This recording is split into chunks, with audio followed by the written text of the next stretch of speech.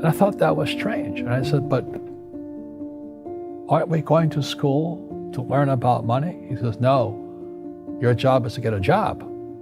I said, but you get a job to earn money. He goes, no, you're supposed to just get a job. And I went, no. Isn't the purpose of a job to earn money? He goes, you're correct. I said, so why don't I just learn about money? I can skip the job part, And he got flustered and he said, if you want to learn about money, why don't you ask your best friend's father about money? And I said, why? That's Mike. So why ask him? He says, because Mike's father is an entrepreneur. And I said, what are you? He says, I'm an employee. I'm a government employee. And I went, oh, what's the difference? He says, the difference is an entrepreneur must know about money, or they're no longer entrepreneurs. And he says an employee doesn't have to know anything about money because the government will take care of them, the company will take care of them. So I'm all confused.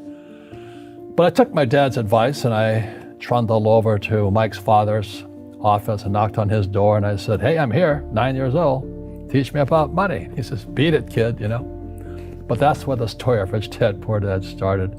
And finally, through persistence, my rich dad started teaching me about money on one condition. And that condition was he would never pay me. He says, the moment I pay you, you think like an employee. He says, that's the trap. Entrepreneurs work for free. And now I'm 9 years old, my head's cracking in half. He says, you never want a paycheck. You understand that, kid? I said, okay, I got it. And he says, well, how do I make money? He says, that's what entrepreneurs figure out. It's like, so how do I learn about money? So he would just break out a Monopoly game board. So I would work for free. I'd pick up cigarette butts and he had hotels and restaurants and I would clean and do menial tasks. And as I got older, I started getting into office work and marketing and accounting. And I was an apprentice basically, but I always worked for free. And he would teach me about money. But the way he taught me about money was playing Monopoly. And finally one day I got upset. I said, well, when are you going to teach me about money? He says, what do you think we're doing? We're playing Monopoly. He goes, no. What do you think we're doing? We're playing Monopoly. He says, what do you think we're doing? So I don't know. I'm teaching you about money. And then that's when, you have one green house. He says, there's many formulas for great success in money. There's thousands of them, but one of the best ones is found on the game of Monopoly. It still is today. 4 green houses, 1 red hotel. I said, what? He says, one of the greatest ways to acquire great wealth is playing Monopoly in real life. 4 green houses, 1 red hotel. Well, is that all there is? He goes, that's it. And he says, what do you think I'm doing? And I went, I don't know. So then he took me out and he showed me his green houses.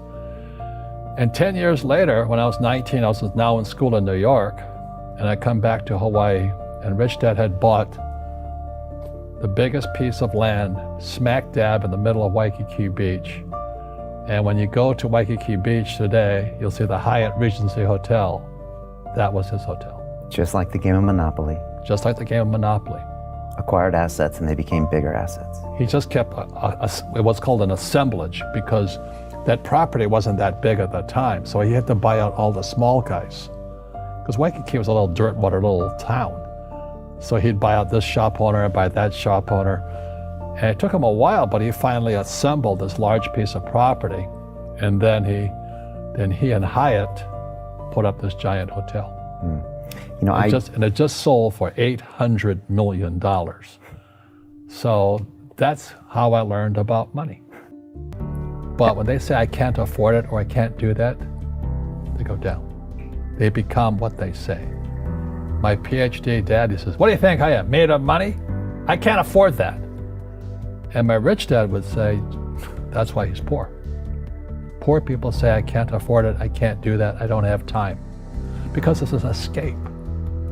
It's an escape, you know what I mean? It's easy to say I can't afford it. And your rich dad used to say what instead of I can't afford it? How can I afford it? How can I do that? What would it take, or why should I do that? He says that a question opens the mind, a statement closes the mind. See, when you say I can't afford it, your mind shuts down. and you become what you say. Rugby is a team.